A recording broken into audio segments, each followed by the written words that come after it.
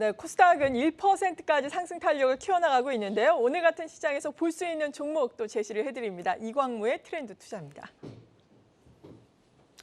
네, 안녕하세요. 돈이 되는 뉴스로 찾아뵙도록 하겠습니다. 트렌드 투자 이광무 전문가입니다. 자, 지난주에 이어서 오늘장도 시장의 투자 심리가 상당히 좋습니다. 오늘장의 초반 출발은 2차 전지 종목들에 대한 강세 모습으로 시장이 진행되고 있는데, 자, 지난주부터 이어지고 있는 빅테크 기업들 그리고 또 기술주의 움직임들이 계속해서 이어지고 있는 상태입니다.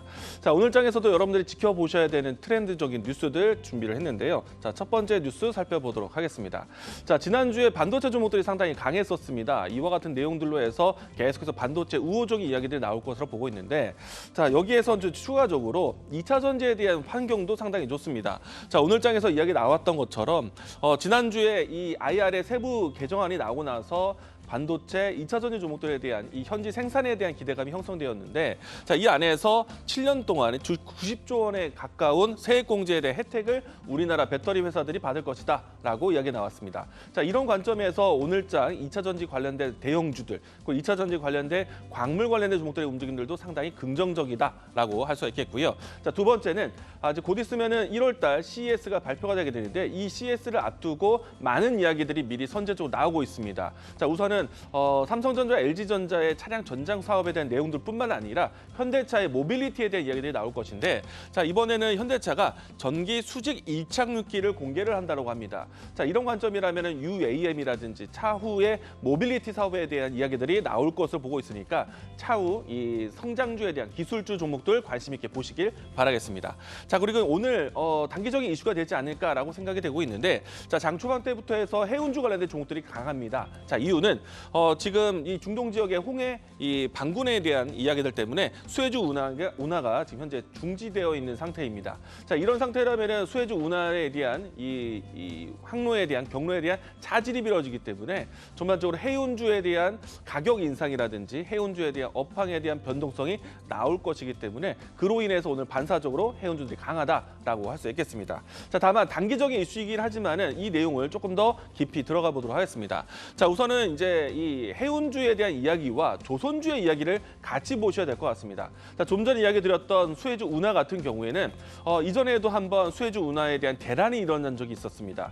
뭐 특정한 이 선박에 대한 이 사고로 인해서 수에즈 운하가 중단된 적이 있었는데, 자, 그 이후부터 해서 수에즈 운하는 전반적으로 친환경 선박에 대한 위주로 해서 진행될 수 있도록 그런 정책이 좀 바뀌었고요. 그리고 이 수에즈 운하에 대한 특징 자체가 경로 자체가 에너지에 대한 공급란으로 쓰이는 곳입니다. 그동안에 이제 러시아를 통해서 유럽에 대한 에너지 공급이 수월했었는데, 그 부분들이 이제 지금 현재는 리스크가 되다 보니까 수에즈 운하를 통해서 진행되는 에너지 공급이 상당히 중요해졌다라고 할 수 있겠고요. 자, 그렇다면은 그동안에 지금 유럽 안에서 또 중동발 리스크로 인해서 에너지 공급 대란이 나고 있는 상태입니다. 이런 상태에서 지금 대체 에너지로 해서 LNG라든지 그리고 셰일가스에 대한 부분들이 새롭게 급부상하고 있는데, 다시 한번 또 이 내용들이 좀 나온다라면은 역시나 에너지 공급에 대한 리스크가 결국에는 조선주들에 대한 선박 수주로 이어질 가능성이 있습니다.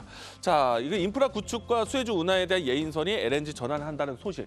자, 이 내용은 뭐냐면요, 수에즈 운하 지역으로 해서 이 친환경 에너지 사업에 대한 인프라 투자가 진행되고 있고요. 추가적으로 이 예인선 자체가 LNG 선으로 전환되는 친환경 정책이 나오고 있다는 점. 전반적으로 에너지에 대한 여러 가지 공급에 대한 리스크가 나온다라면은 항상 LNG 선에 대한 발주가 나오거나 그리고 또 조선주들에 대한 모멘텀이 되기도 했었다라고 이야기 드리겠습니다.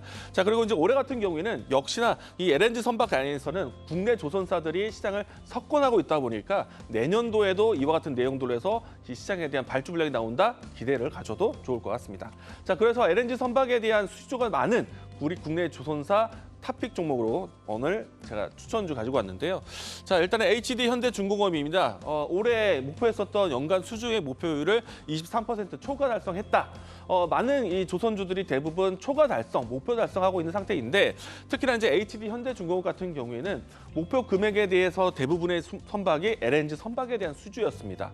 그렇기 때문에 앞에서 이야기 드린 것처럼 에너지 공급에 대한 이야기들이 나왔을 때 LNG 선박에 대한 수주 앞으로도 기대가 되지 않을까 생각을 하고 있고요. 그리고 최근에 와서는 에탄 운반선에 대한 세척을 수주하면서 역시나 연말에서도 새로운 발주 물량에 대한 수주 이어지고 있는 점 긍정적으로 보시면 좋을 것 같습니다.